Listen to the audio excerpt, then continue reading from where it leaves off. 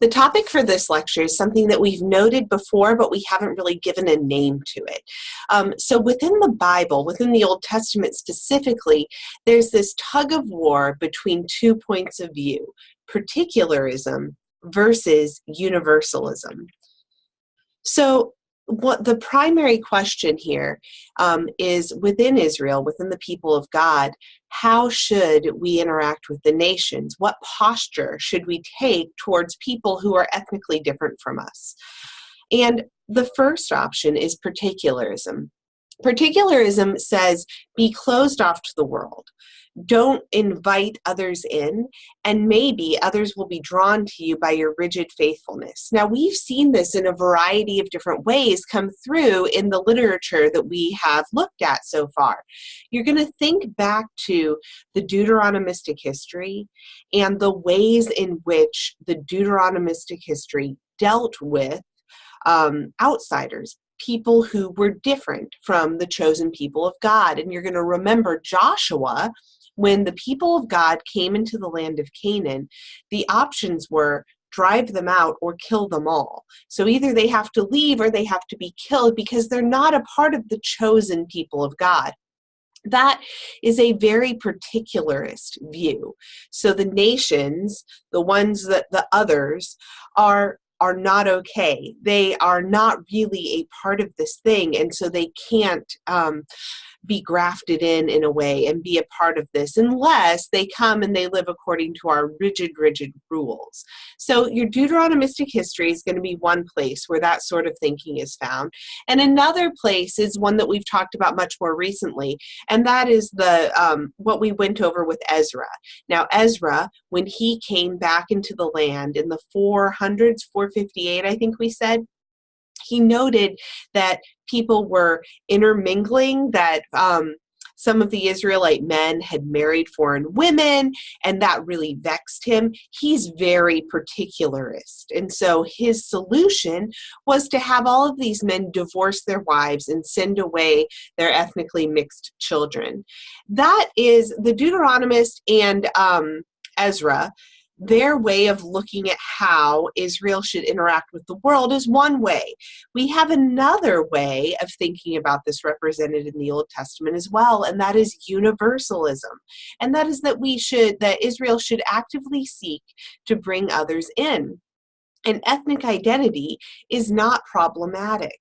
And we can see this in a couple of different places. Now, there are not places that we've really looked at before, but there are examples of this. So even within the Deuteronomistic history, we have that little indication that there is some universalism in there, because you'll remember the story of Rahab. She is not an Israelite, but she's grafted into, she's brought into their way of life, even though she is a foreigner and she's one of the people that they're supposed to drive out. She gets a special status because she helps the Israelite spies. Another place that we're going to see this really, really clearly is in the story of Ruth, and that's one that we're going to go to. I think that one's next. The story of Ruth is the story of a woman who is not from Israel. She's from Moab. She's a foreigner, a lot like the foreign wives that Ezra may have encountered. And she gets brought into the people of God, and her ethnic identity is not important. In fact, we'll see in just a minute that she becomes the great-great-grandmother of King David, their greatest king of all time. So let's dive into this a little bit. This question of how do we interact with the nations became really important during the post-exilic period. And if you're looking at your timeline right now, the post-exilic period starts in 539 after Cyrus's edict that everyone's allowed to go back into the land of Canaan. So in the post-exilic period, people were really wrestling with this idea. Well, how do we interact with the nations now? We've just experienced exile, and so we don't want to foul up again.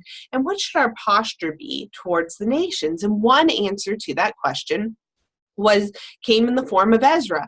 Our posture towards the nation should be completely closed off. People who are ethnically different from us are not welcome. And we see this in a variety of ways in both Ezra and Nehemiah. Number one, in the in the account of Zerubbabel rebuilding the temple and how he's not interested in having the Samaritans help him, right? They're ethnically different. I don't want to have anything to do with them. We need to have a clean ethnic slate.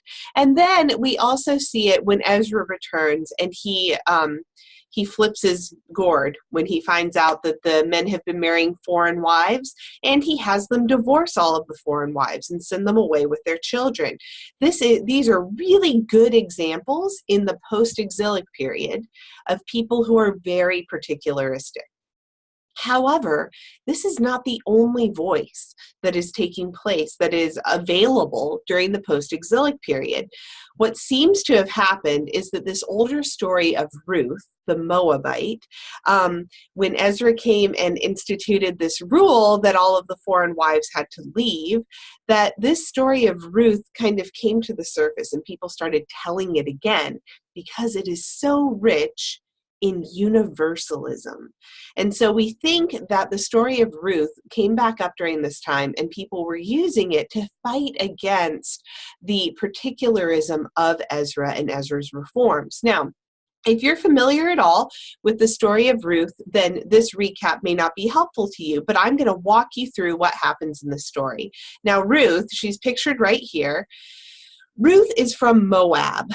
Her mother-in-law, whose name is Naomi, lives in Moab, and Naomi has a husband and 2 sons, and these 2 sons marry Moabite women.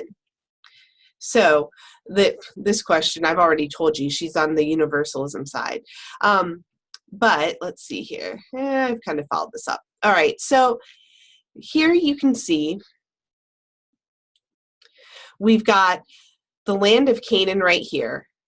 Canaan, and this is Jerusalem, right? And here we've got Moab. Ruth is from a completely different country. So Naomi and her husband are living in Bethlehem with their sons when they go to Moab because of a famine in the land. They live there for a number of years, and the sons do marry foreign women, which to Ezra, it would have been like, oh, what have you done? Why did you marry foreign women? However, the story doesn't call them into question for that. The story doesn't say, oh, they did a really bad thing. Instead, it's just kind of matter of fact. And while all of these people are living in Moab, Naomi's husband and her 2 sons die. And so these women are left. We've got Naomi, we've got Ruth, and we've got Orpah. And they all 3 are living alone in Moab. And Orpah decides to stay in Moab, but Ruth decides to go back to the land of Canaan, back to Bethlehem with Naomi. Now, when they're there, they are destitute because they're single women and they don't have anywhere to turn for food or income. And so what ends up happening is that Naomi instructs Ruth to go out to the field and glean what's left over after people have gone through and harvested the grain fields. And this is a what do I want to say? Something that's been put into the law that you'll remember maybe from Leviticus. Leviticus has a lot in it about how the Israelites need to care for the poor, and it's got provisions in there that say that when you are harvesting a field, you need to leave a little bit behind for the destitute and for the poor. And so here's Ruth, and she goes to the field of a man named Boaz. This is Boaz. And she gleans what's left there, and Boaz notices her, and he thinks, she's kind of cute. And so he instructs his harvesters, here they are, to leave a little bit extra behind for her. And Ruth notices this and is like, oh, I wonder if he's into me. She goes home and she tells Naomi, and Naomi's like, he is super into you. This could be kind of like maybe a Real Housewives, or it would make a great like sitcom or something. So Naomi's like, he is totally into you, girl.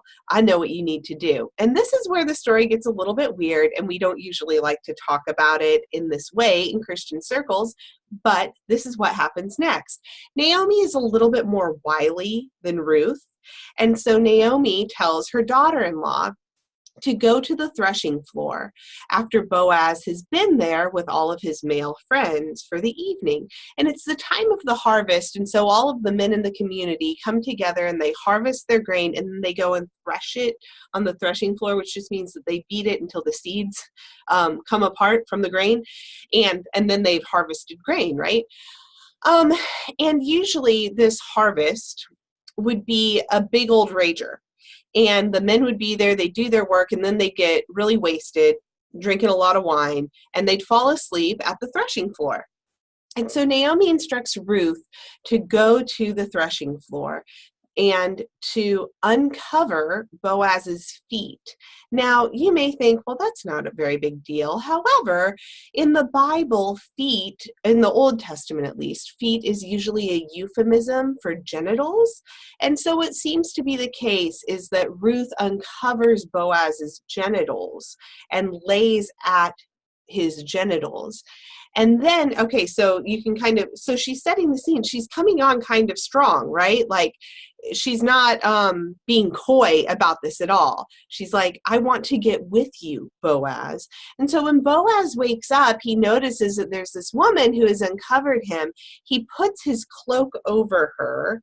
I don't know what that means. I don't know if it implies some sort of oral sex or if they just kind of like cuddle up under a cloak. Not sure. But Boaz takes Ruth's actions to mean that that she wants to marry him. And he's like, oh, you're proposing to me. Wonderful.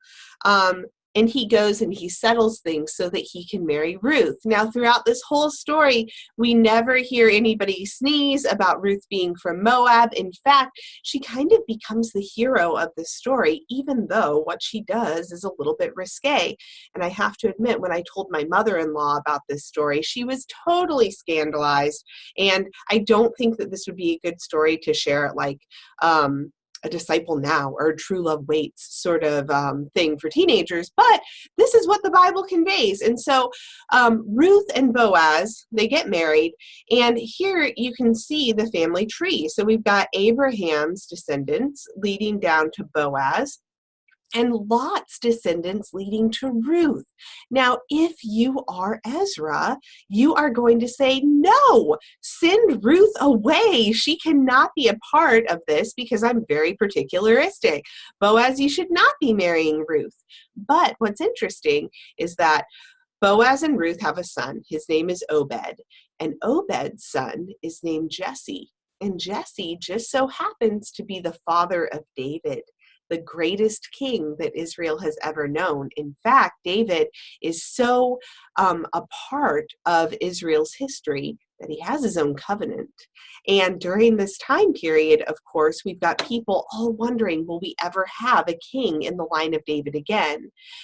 Even Ezra is wondering this. And so you can imagine when Ezra is like, dismiss your foreign wives, that people might have tapped him on the shoulder and said, even the ones from Moab? And he would have been like, yes, dismiss those Moabite wives. And then people would have said, but you know that Ruth was from Moab, right? In fact, Ruth is the great-grandmother of David. And you're looking for a king in the line of David. Well, David has foreigner blood in him.